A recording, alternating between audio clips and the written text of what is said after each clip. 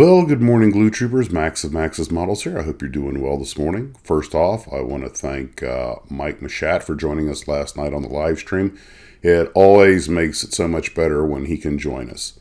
And, of course, I want to thank Steve and Ken for coming on board also. Well, I got up this morning, checked my emails, and there were a whole bunch of space-related stuff, including on my feed for YouTube. So I figured that's the Styrene River talking to me. Time to do some spacey stuff.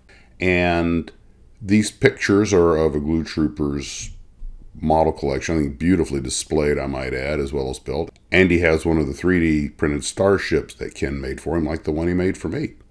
Awesome collection.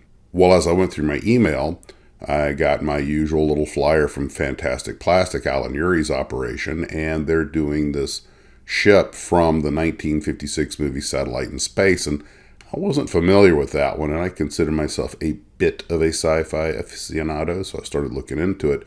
Couldn't find a full copy of the movie. I think I might have seen part of it before, but I did find this Russian analysis of the movie, which of course I had to convert everything to English through Google, but it's sort of a proto-Armageddon / Deep Impact, and made in 56 before anybody even put a satellite into orbit. So pretty impressive.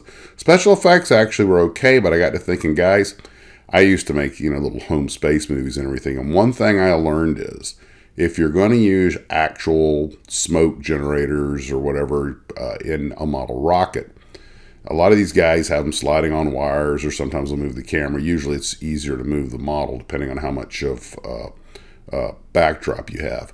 But what you need to do is hang the model from its tail so that the smoke goes straight up, so you don't get this rocket blasting off into space with the model smoke flowing up, especially when you're in space.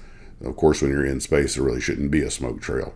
But that's just, I realized it was all new back then, but that's one thing that like cracked me up about the Flash Gordon stuff, was that you had the rocket spitting out all the smoke that then went up. I went, yeah, that's not how space works. But even when I was a kid, I knew to turn the camera over so that things would go up instead of down and that sort of stuff. And I know some of you guys probably made home movies of your spaceships, and some of you, like me, use little smoke bombs or something.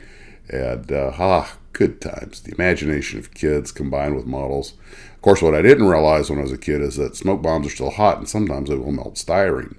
Speaking of which, I've gotten a couple of emails from you guys on the honorable incineration you got your models, and yes, it is a miracle we did not get caught, or given how much gasoline I used, that I still have my fingers and toes. But anywho, so since the Styrene River seems to be pointing me towards science fiction, I think I'm going to take a quick stock of what sci-fi stuff I have, and maybe the next live stream will be on science fiction models and that kind of stuff.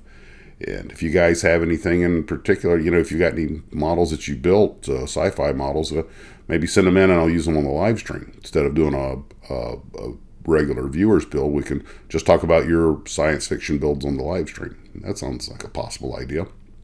Please, if you do send me a picture, tell me who made the model, maybe when it was made, when you made it, how old the kit was, that sort of, like if it's a Strombecker space station or something like that. Ooh, I'm sitting here looking at my little Strombecker space station, oh wow, I got a whole bunch of sci-fi stuff right here in the office I didn't even think about. I love it. Well, guys, take care of yourselves. I got the air conditioner going in the Tarbus, and I brought the M38 Jeep into the office so I can get back to work, get some model building done today. So I have plenty of honeydews, but I think I'll get some modeling done. I need to get that M38 finished. That's the second of my 3 Jeeps for the for the 3 of anything build, and I still want to do those B-17s. But I absolutely need to get cracking on the big Jeep, because that thing is not going to build itself. Well, guys, take care of yourselves. We'll talk to you later, and as always, model on.